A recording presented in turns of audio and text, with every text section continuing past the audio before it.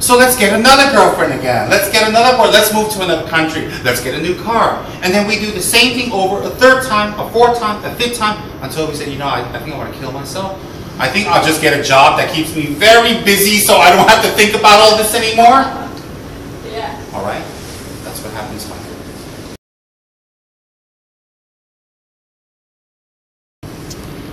In Buddhism, we call it consciousness of mind, Sempa. And what happens is this, is our mind is connected to our body, but it's not a part of it. And it can separate, it is separate, but it temporarily abides in it. Now, our mind, there are two types. There is the gross mind and there is the subtle mind, G-R-O-S-S. The gross mind is an extension of the subtle mind. The subtle mind is the ultimate mind that is you. Now, this mind that is a subtle mind is what travels from one life to another.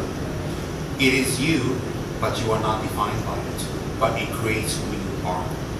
So the meaning of that is that it, when clouded by ignorance, is where we are right now. When it's clouded by ignorance, creates actions that further the ignorance. Creates the body, the speech, functions, the environment, the friends, the people, to increase the ignorance. So therefore, this mind, that's the subtle mind, appears 3 times. It appears to you when you're in the deepest part of sleep. It appears to you when you are having a orgasm. But it's very quick at that time. And usually when people are having orgasm, it is something that's very quick and they don't focus on that, they focus on the physical pleasure. The third time is at the time of death. This is when this mind appears. Now, during orgasm, this mind appears is, at the height of orgasm, you'll see some darkness or some redness.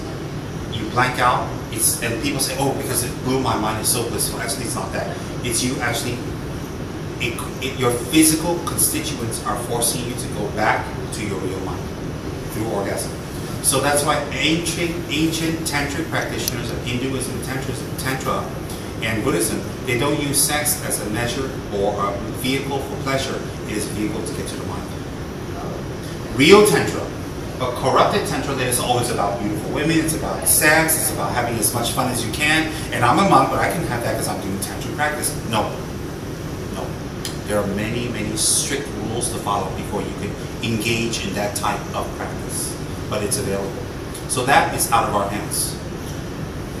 When you are dreaming, you can see, you can hear, you can feel, you can taste, touch, and it's so real. Well, what are you using? You're not using your eyes, but you can still see. And some people get premonitions in their dreams, scenes of the future. You can hear, what are you hearing? You can taste, what are you tasting? So this ability to taste, touch, see, and feel without your physical aggregates, your body, proves to you the mind is separate body. Think about that for a moment, just for a second. It proves to you, and this was written by the great Indian pandits of the past in the Buddhist monasteries in India, this now from Tibet. These are all spoken and taught by the Indian great masters. Because they don't sit here and say, just pray, they teach you. Now, what the great Indian pundits had told us, the great Indian masters, incredible, Dhammakirti, Nagarjuna, Chandakirti, Shantideva, Aryadeva, Arya Asanga, these Indian masters, just fully alive. In any case, the Tibetan people went there to sit at their feet to learn and bring the Dharma back to Tibet from India. Now, they said that this subtle mind works on a secondary basis, meaning very fast. If you have a moment, you have a prior moment, and you have a following moment. You have a pre and post moment. Without the following moment, you can't have the next moment. Without the previous moment, you cannot have this one. So it's continuous. So it's like a film reel. Now, right now, let's say you're 25 years old and you are who you are. The fact that you're existing right now at 25 years old means you existed at 24. Do you need to prove to me you existed at 24 by pictures and dates? No. I look at you, I know you existed. And if I say no, prove it to me, forget it, just go home. This guy's ridiculous, right? So do you need to prove to me you existed at 12? Do you look like you at 12? No. You're completely different, right? But if I say to you, prove to me that's you, it's silly. It's you. Now, if you existed at 25, you existed at 12. If you existed at 12, you must have existed at birth. If you existed at birth, you must have existed 9 months in your mother's stomach. If you existed in 9 months of your mother's stomach, you must have existed at conception. If you existed at conception, you must have existed 1 minute prior to conception. If you existed 1 minute prior to conception, you must have existed 1 hour prior to conception, 1 month, 1 day, 1 year, 10 years, 100, 1,000 years. Because if you didn't exist 100 years prior to conception, you cannot exist at conception, you cannot exist now, and you will not exist tomorrow. Therefore, it's a continuation. On that basis, you can subjectively say reincarnation exists. Why? You have done two things, okay, now? One is you've identified the mind as separate from the body. Second is you identified that the mind exists before, after, and current. So you've identified the mind existing in two ways, so you can indirectly perceive that reincarnation can exist. Because if your mind does not exist separate from your body, and then where is your mind? Where is your mind? That's what the great Indian masters told us. And we meditate on. This comes from India, the birthplace of two great religions in the world. This comes from the great Indian masters of Bodh Gaya, Nalanda, Odisha, and Kasuri. Oh, those monsters. Where they study Buddhist teachings for thousands of years. That's why I say, when I'm sharing Buddhism with you, it's not about pray, you don't accept, go to hell. No, I'm explaining to you how it works. And the way I explain to you, the way is if you don't accept, you're wrong. No, this is the explanation, you take it. That's why Buddhism never condemns. Never. So, either that, or you believe in a God theory. And the God theory is this. God created you in His image. Which race? God controls your life. In what way? But you have freedom of thought. God is merciful, and therefore everything comes from Him. Everything is predestined, and everything is pre-packaged for you. So why is it that you have to suffer and the other doesn't? And if you suffer, what does God get? What does anybody get? Oh, but that wasn't God's plan. God's plan was for you to suffer, but He's compassionate. So if you take a God theory, your spectrum of faith has to be very great without too much logic behind it. You can't think too much. You can't question. You just have to believe. So for a lot of people today, because Buddhism is the fastest growing religion in America now, for a lot of people in America today, where the education is very high, they say, we can't accept that. They can't accept it. So they say, look, if you believe in the God theory, there are all these loopholes that you're going to have to just say, take on faith. But in reincarnation, there are two loopholes, but it'll be less. Now, if your mind is separate than your body, and your mind continues from life after life, if that is the case, what determines where you take rebirth, how you take rebirth, the circumstances and your experiences, well, that comes completely from one's own action. That's how karma plays. Karma is not black or white. There are many types. There's throne karma, environmental karma, group karma, individual karma. There is relational karma. There's many types that Buddha explained. Now, in a nutshell, actions that are created from contamination, meaning actions that the motivation is totally for the self creates further samsara, creates the causes for you to take rebirth. If you think about it carefully, and you put away all this New Age stuff, if you think about it carefully, from the time you're born to the time you're dead, it's pure suffering. For others, for yourself. No matter how beautiful you put it. Oh my God, I had the husband, I had the kids. You know what? The husband is pure suffering. And the kids are pure suffering. You love the kids, no disrespect, they're pure suffering. They were suffering for your body, they were suffering when you gave birth, they were suffering to raise them, they were suffering for you to teach them, and when they grow up, will they be good people? And that's another suffering. Yeah. Alright? So actually kids are pure suffering.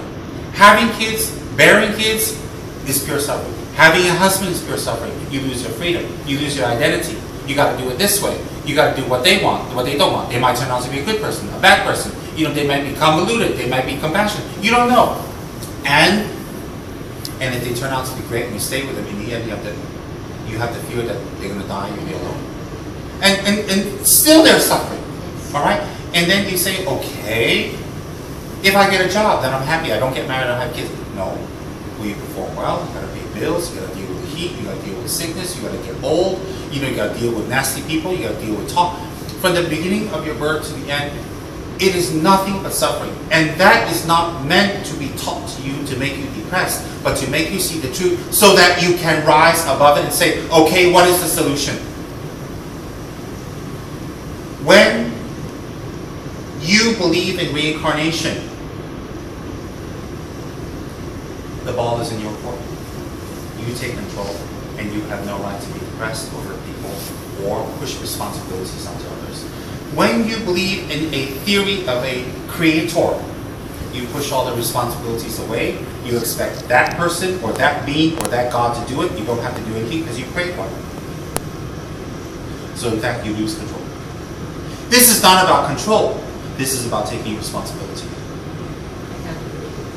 Accountability, responsibility. You see, accountability is being tolerant of what you've gone through because you created the causes to experience it. And responsibility is not to further them. So that means if she slapped me, I'm accountable because I must have slapped her before. Right. Alright? And so when I take responsibility, I don't slap her back. Okay, that karma's finished. She got me. I got her. It's done. So accountability and responsibility arises when you accept reincarnation. Does that make sense? Okay, now you relax and think for a moment. If reincarnation is the case, the immediate reaction anyone has is you take responsibility and you stop blaming others. So does it make sense to make wars on others? Does it make sense to blow them up if they don't believe in your religion? Does it make sense to condemn others? Or does it make sense to be tolerant because you know that's their karma? Hence, when Buddhism believes in reincarnation, it creates a race of people, a group of people that are peaceful, that take responsibility, that don't blame it on others. Okay. So that means our lot in life is no one's fault. The world owes us nothing. What's better? To think that the world owes you everything, or to think that you create the causes? Much better or easier. Well, I think it's not easier or better, but I think it makes less trouble for everybody concerned. So then you say, well, it could be a formula for total depression because I created all this ugliness, I created all this karma. The good thing about karma is it's malleable, it's changeable, it's purifiable. It is not permanent and not stagnant, and you are creating karma every minute you exist. So karma doesn't make you stuck. Karma gives you hope. And to meditate and contemplate and reflect on your life being suffering, contrary to making you depressed, it gives you hope to say, I want better.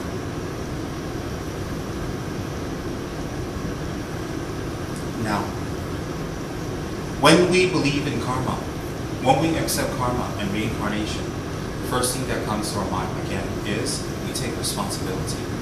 We don't blame others. We stop blaming our mothers for being horrible to us if they were. We stop blaming the world, we stop blaming everybody. But say, but what could this innocent child have possibly done to deserve this? The previous life. What could this innocent child have done? He's only alive for a few years and he's deserved. Well, it must be, there's a cause. And that's why in Buddhism it says, the cause resembles the result resembles the cause. Doesn't that make a lot more sense for the moment? So when we accept that our life, we will reincarnate, we will come back. Now Buddha described 6 specific realms in which we can reincarnate and 3 planes of existence. The 3 planes of existence are form, formless, and desire. Within the desire realm, we have 6 categories of human, gods, demigods, and animals, and spirit, and hell realms. But the hell realm is not in the monotheistic sense that once you go there, it's forever. It is a temporary place. That once the karma is finished, you come out. Where does the hell come from? Our own karma. Where does everything around us come from? Karma. Perhaps the very reason we're meeting is a prayer you made in the previous life. That's fruition. Meaning what? Maybe in a previous life, you have meditated, you have prayed, and said, in the future, when the times are degenerate, may I come across a situation where I am trained to promote something that's beneficial, peaceful, and helpful, to bring some relief to others. And may that situation come. So meeting me is not your savior in disguise. Meeting me is a fulfillment of your prayer, perhaps. Not meeting me is your fulfillment, but what we're going to do is a result of your prayer. Not me. I'm not the God here. You get what I mean? So perhaps that's why when you heard this job, you would instantly attract. It's not so much me, it's perhaps your own wishes. What is prayer? Prayer is generally a wish. And when you make a prayer, you plant the seeds for that wish. And the seeds are planted, it will open in the future. It's called a karmic seed. Seeds never go away until they open up. They are planted in you all the time. So when we practice Dharma, Dharma is the correct conduct, what Buddha taught. Correct conduct, ethical conduct. When we practice correct Dharma, the Dharma is meant to give you knowledge into what I explained to you more in depth. It also teaches you how to rehabituate your habits. Because our mindset is what created us to be in our situation. So to have the same mindset to leave would be impossible. We have to have a different mindset to leave what we created.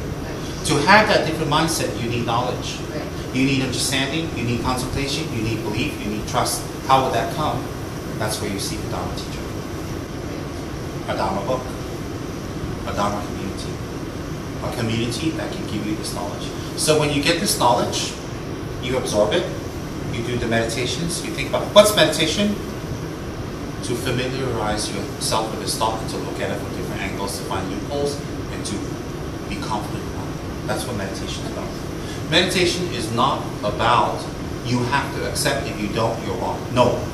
Meditation is to be a proponent and an opponent. Either way.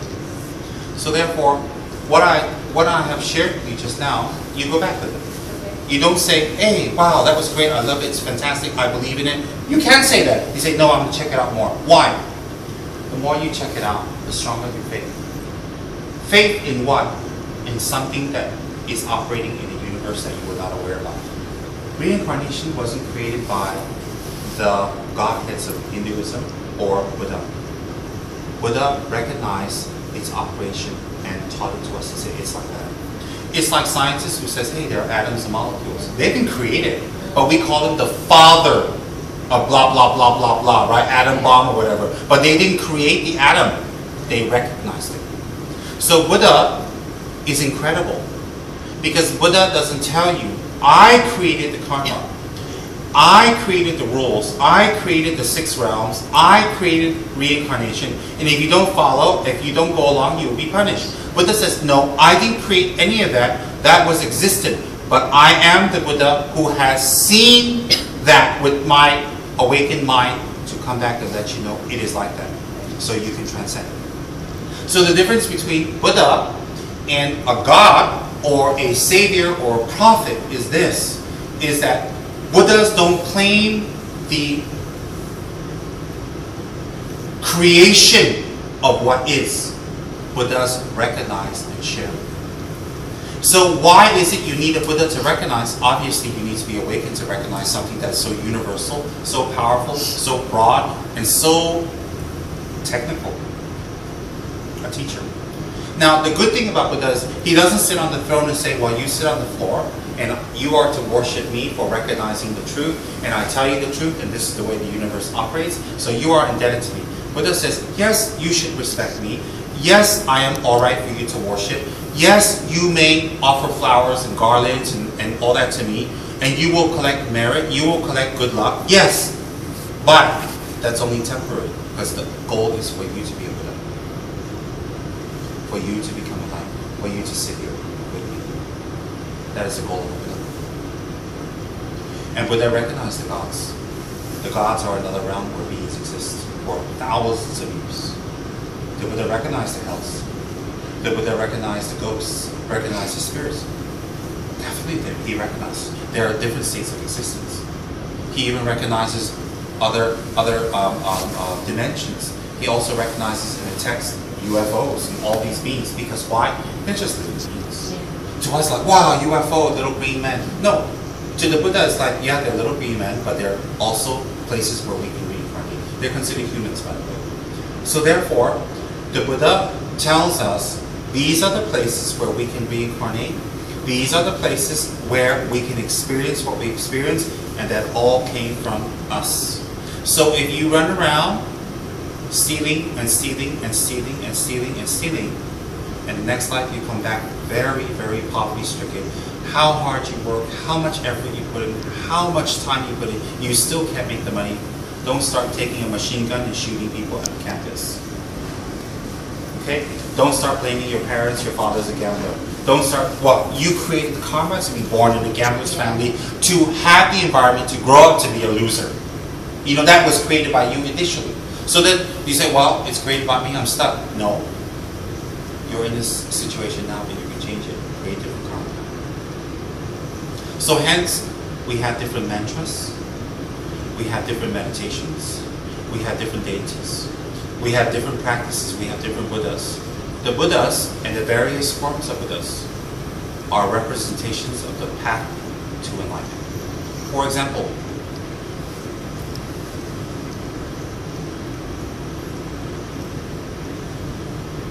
Lama Tsongkhapa.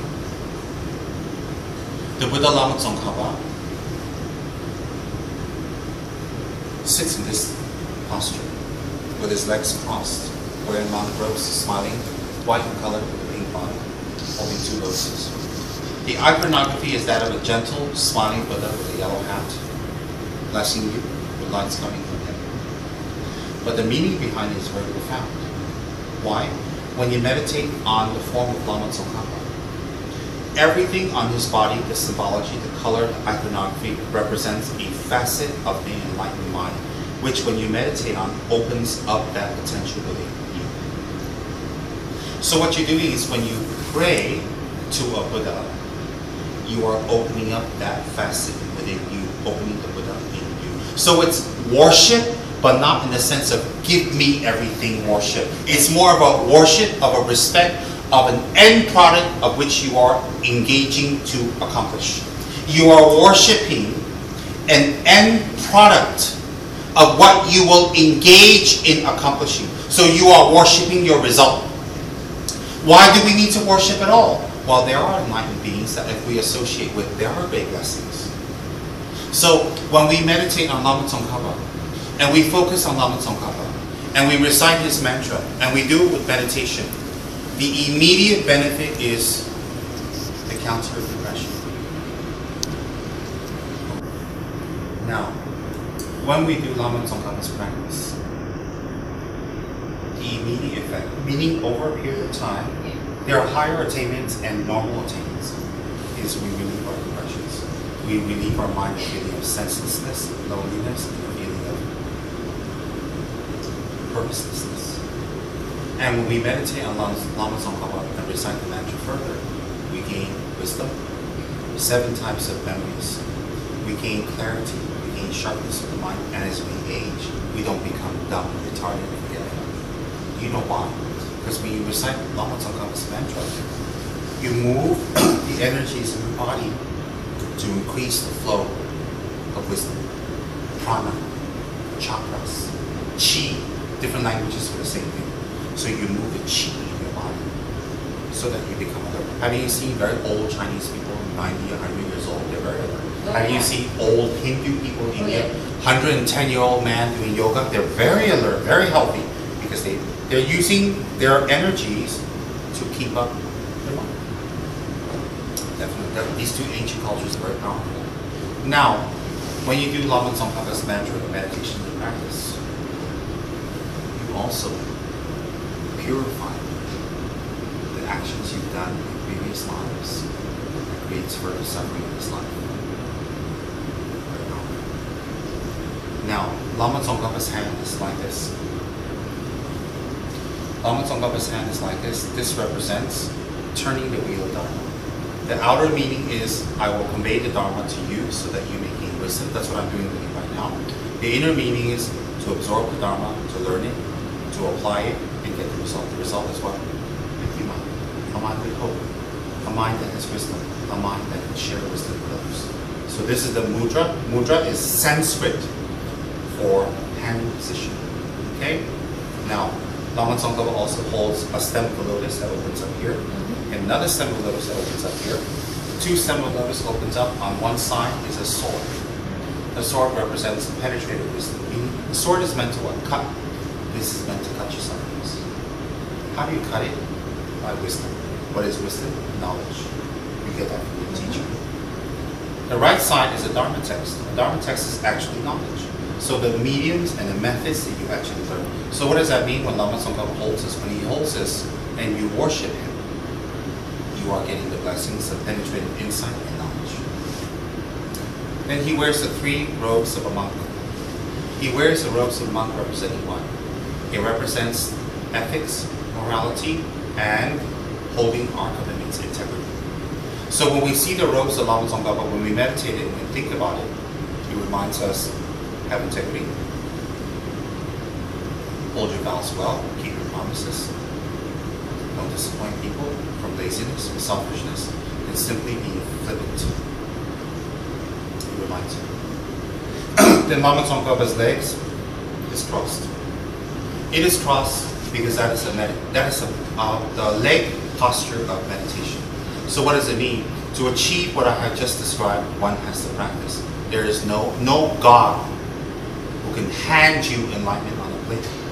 You have to achieve it on your own. So therefore, the legs and meditative posture means by your daily, persistent, consistent, determined practice, you will gain the same qualities of Buddha, which is compassion, wisdom, skillfulness. Now his flesh is white in color with a tinge of red, representing what? White is the color representing compassion. Red is the color representing wisdom. So by meditating on Lama Tsongkhapa's Buddha body, you are going to gain wisdom and compassion. And white is the color of the father's creative juice. Red is the color of the mother's creative juice. So when the father and mother's 2 juices combine, you have a child. But in this case, you are born into being a Buddha. You are born as a Buddha. So when you meditate on Lama Tsongkhapa, he is your father and mother, and you will come back as a Buddha. You will not be that lost soul anymore. Alright? And he wears a yellow hat. The yellow hat originated in India, which was red. Red represents subjugation. Because there were a lot of people that came to debate with the great Buddhist masters. And Buddhism cannot use violence or pain to overcome. We can't kill them and say, oh, if you don't convert, we're going to kill you. But they debate with them. And they teach them. And when they lose the debate, they become Buddhists. So last time they wear red, the pendants of India, all the great Indian masters that were great masters, they wore red hats during special ceremonies to represent their power to debate, their power of knowledge, their power of speech. In Tibet, everybody was already into Dharma. So there was no changing people into Dharma. It was more increasing Dharma. So the hat turned to yellow. The point on the hat represents the highest point we can achieve, which is Buddhahood. The two flaps that come on the side is like two wings of a bird. Compassion and wisdom will bring us to alignment. So when Lama Tsongkhapa wears the hat, it represents, yes, all the qualities of a Buddha. If you worship, if you believe, if you trust, and if you pray to Lama Tsongkhapa, you will be just like him. So you are not praying to Lama Tsongkhapa to take you to heaven. You are not praying to Lama Tsongkhapa to give you a son, not that we want one. And we are not praying to Lama Tsongkhapa for mercy, for purification, for him to give you paradise. You are praying to Lama Tsongkhapa to purify your negative karma and to develop great compassion so that you can be of the utmost benefit to others. Because by benefiting others, you will be a Buddha. That's what you're worshiping Lama Tsongkhapa for. So every day we can do a puja. We can do a short, beautiful puja. Puja is what? Puja literally means clear obstacles. We can do a short puja to Lama Tsongkhapa, do a short chanting, short prayer.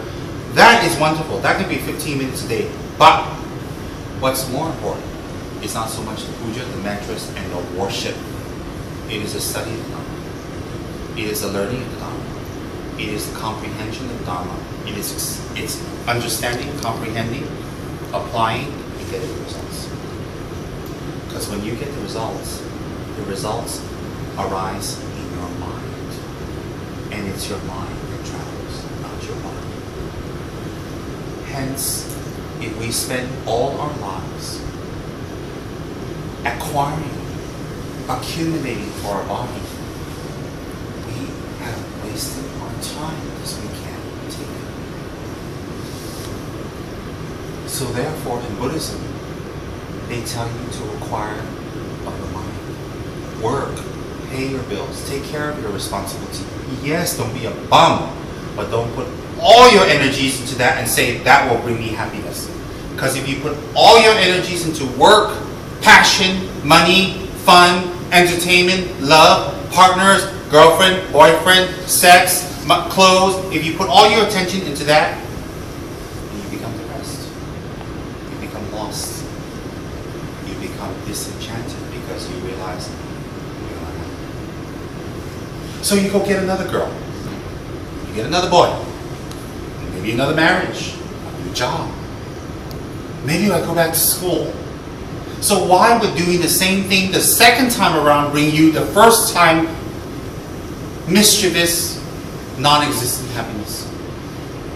So let's get another girlfriend again. Let's get another boy. Let's move to another country. Let's get a new car. And then we do the same thing over a third time, a fourth time, a fifth time, until we say, you know, I think I want to kill myself. I think I'll just get a job that keeps me very busy so I don't have to think about all this anymore. Yeah. All right? That's what happens, my friend. So Buddhism is a way of life, but it's not just a way of life. It is a way to revolutionize your thinking so you eliminate all the qualities of depression, unhappiness, lack of self-worth, emptiness, purposelessness permanently from your mind. Because when you die, your eye consciousness, your ear consciousness, your nose consciousness, your taste consciousness, all your touch consciousness will dissolve into your mind. And your mind will leave your body. And as you're leaving your body, you will see the perennial light at the end of the tunnel. But that's not the light at the end of the tunnel. That's your consciousness leaving your body. Alright? And once you leave your body, not karma takes over. Karma continues to function. So whatever was predominantly your last actions in life will take you to the next one. Let's say your last actions in life were just totally bourgeois, women, wine, song, and fun. You'll probably take rebirth as an animal. Why? You have the karma to take rebirth as anything, but that karma predominantly opened up. But if you spent your life predominantly helping others, being of benefit to others, then you'll probably take another human body near a spiritual master, that from a very young age you hear this thought, you hear this teaching, and so you don't waste your whole life into that again, and you start spiritual practice young again. Why? Because your previous life was predominantly doing that. So if your previous life was predominantly doing spiritual work for others, beneficial work for others, compassion, helping animals, people, vegetarianism, all of that, then you have developed this quality. It's part of your mind. Along with the mind, by doing those activities, you created good karma. So the karma supports this mind to go further as opposed to go backwards. So when you take rebirth as the next human being, instead of waiting 40 years to meet your guru, 40 years to meet the truth, the dharma, or to hear these words, you may be here when you're 10. What's the benefit? You don't waste 40 years. Does that make sense? That's right, my dear. I tell this to all the people who I feel have potential. We didn't meet by accident. You create the karma. I'm not the God. I'm not the Savior. And my words are truthful and it hits you very hard because you heard this before. So when I tell you, it rings true in your mind. But you need to go through what you went through this life. So you don't have to go through it for the rest of your life and your next life. What else are you going to do? Everything ends up the same place. You're smart enough to figure all that out. You know all this ends up in the same place. Emptiness, loneliness, senselessness. What's the purpose? Whatever job you did, and you told me earlier, and I believe you, whatever job you would have done, you would have had paid your bills, owned a house, had a nice car, you would have traveled, eaten, met the best people. You would have done that anyway, because money is just money to you. And you would have done any job to make that money, because you're good at what you do, because you're determined. That's not the issue. The issue is that whatever you have done, whatever you could have done, or will do, or have done, will end up in the same space you are now. With respect, loneliness. Even if you have a partner, you feel lonely. Emptiness. Whatever you achieve, you keep telling yourself. Yeah, you can tell that Tom, Dick, and Harry, oh, I did this, right, blah, blah, blah, blah. They go, wow. You're not impressed with them being impressed, actually. And if they're impressed, you're not impressed anymore. Am I not right? You like me because I'm not impressed. I know, because I'm not. Now, and I'm not impressed not because I'm arrogant, you know that. I'm not impressed because you know I know more. And you know. I know how you observe people up and down. I know how you size them up, because if you didn't, a lot of people would have been in trouble. Yeah, you have to size them up. You're not being a judge, but you have to profile them so you know what to do. Otherwise, your boss will be in trouble. That's your job. Now, since karma is behind everything, it behooves us to learn as much dharma as we can so we know how to transform our body, our speech, our mind, our thinking, our motivation, our actions, so that all the karma that we create becomes a source of happiness and not a source of pain. That's where you need dharma. So, when we take refuge in the Buddha, it's saying, I am a Buddhist.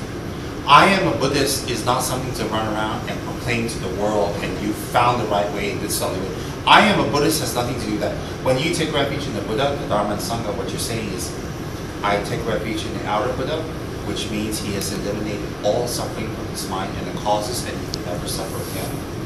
And I also take refuge in the Buddha potential inside of me. And that's the important part, that you can become a Buddha. See, in Buddhism, it's not about worshiping an all-knowing God for the rest of your life. It's about becoming like that.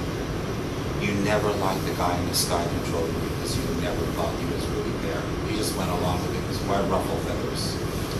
But deep down inside, with your incredibly big mind, you said, because if I believe that, a lot of things don't make sense to you. But there are people it makes sense to, and it's fine. If that's what makes you do good things, fine. In the end, you still create a karma. Let's say this person says, I do it because I'm afraid of God. So I don't kill people, I don't hurt animals, I'm good to children, I take care of my parents, I respect, and I do charities, and I don't drink, I don't smoke, I don't philander, I go home to my wife, I take care of my kids. I did that because of fear of God. That's beautiful. Do you know why? Because the karma is the same, no matter what the motivation is. That's why Buddhists don't argue with them. So then she does the same thing for fear of karma and then retribution of karma. In the end, when you get these two people in the room, the Christian and the Buddhist, who have the different fears, but they end up to be beautiful, responsible citizens. So why argue? So if this person wants to be a Catholic and say that's what makes them a good person, that's beautiful. That's why Buddhists don't argue. You see the logic behind it? It isn't just respect based on respect. It's respect based on some logic behind it. Now, but that's a little too simplistic for you. It is. It is a little too simplistic for you. You need something that answers more questions, not some questions. So therefore, why do we seek a teacher? A teacher is supposedly someone who has the seeds of enlightenment in her mind, in his mind. And therefore, from a very young age, they've already dedicated their lives to the pursuit of spirituality. So their determination is itself already a good sign. Along with that, they've studied. Along with that, they practice. They hold the vows, and they hold their morality, ethics, and they have become a person that is kind, that is generous, that does take care of others, but based on this philosophy. It is just kindness, it's based on this philosophy, and they practice it. So when you come across that type of person and also has the knowledge to develop you to become that type of person, we consider that partner. Okay, guru is just like a Malay word. Guru means teacher. Okay, a guru is not God. Okay, a guru is someone that knows more about this thing. So you respect, because in life, knowledge is what frees us. So the person who gives us knowledge, we show deep respect. And the very simple reason behind that is not because it's a God, it's because they gave us the knowledge to become literally salvation. Then, once we find such a person, then we show the proper devotions, we show the proper respect, and we show the proper loyalty, and we stick with the person, we're very loyal, and then we follow the person's instructions. That's after we check the person out. And then when we follow the instructions and we talk to this person, and this person has benefited us in this way, we wish to bring this person to others, and that's when we do Dharma work. That's what they think they're doing Dharma work. And that's how it goes in our organization. That's on a deeper level. Right? But we don't need to explain that to CNN. Now, for someone like you, it is very wonderful. You have everything except happiness. You have everything that should make you happy. Everybody says you're happy, you tell yourself you're happy, and you think you're happy, but somehow you're not, and it's not because you're a bad person. But there's something itching and dying and gnawing inside you telling you, but I'm not really happy. And I have no reasons for it, so I can't tell you. Because they ask me why, I don't want to say I don't know, it sounds ridiculous, just say I'm happy. And that's why you repeat it for the last 4 hours. I have a car, I have this, I have that, and this, and I love my job. I look at it and say, oh, she's very happy. Not in a discouraging or negative or put down way. You have all the classic symptoms of everybody else that needs spirituality. And you have reached the point in your life. Without spirituality, you will start declining. How? Not your abilities, not your work. Inside, you will start dying. You know why? You've looked everywhere, and it's all the same, and it's all disappointing. If for someone so intellectual, and you don't fit the grade either, you're not the person that I have to do what they tell me, right? For someone as intellectual and quick as you will start dying inside. Why? When the answers are not there, and you do things mindlessly, that's not you. And that's what you've been doing. Not earlier in your life. Earlier you were all, bright-eyed, bushy-tailed, you could be fabulous. As you became mature and became older, you became more prominent. Whatever I'm telling you hits you very deeply, it goes deeply. Do you know why? Because a lot of it has touched upon what you already thought about. You just didn't have the answers yet. And I noticed how when you talk, you protect yourself all the time. Why do you protect yourself? It's not against me, and I don't take offense. Everything is disappointing. everything. So therefore, reincarnation does exist. It explains things a lot better. That's why one set of parents can have 4 kids. This one can be a loser, a winner, mediocre, nothing. But it's the same genes, same parents, same everything. How come they're different? Their mind is different. Since their mind is different, they come from another line. So how did they come to this? They came to this, they created karma to have this environment. It makes much more sense. Yes. And it helps you forgive people better too. Or when you get hurt, cheated, and lied to. Why did God allow this? God didn't allow anything. It's your karma that created it. When did I create this negative karma? You've had thousands of lives. Thousands and thousands. Unlimited lives. Why? If you existed now, you must exist 1,000 years ago. Likewise, you will exist 1,000 years later, unless you're enlightened. And how you exist is how up to your behavior now. And how you behave to know it's good or bad would be dependent on how much Dharma you know. So how much Dharma you know is how much you study. How much you study is how much you apply. How much you apply is how much you transform. How much you transform is how you will affect your karma. You're the creator, not here.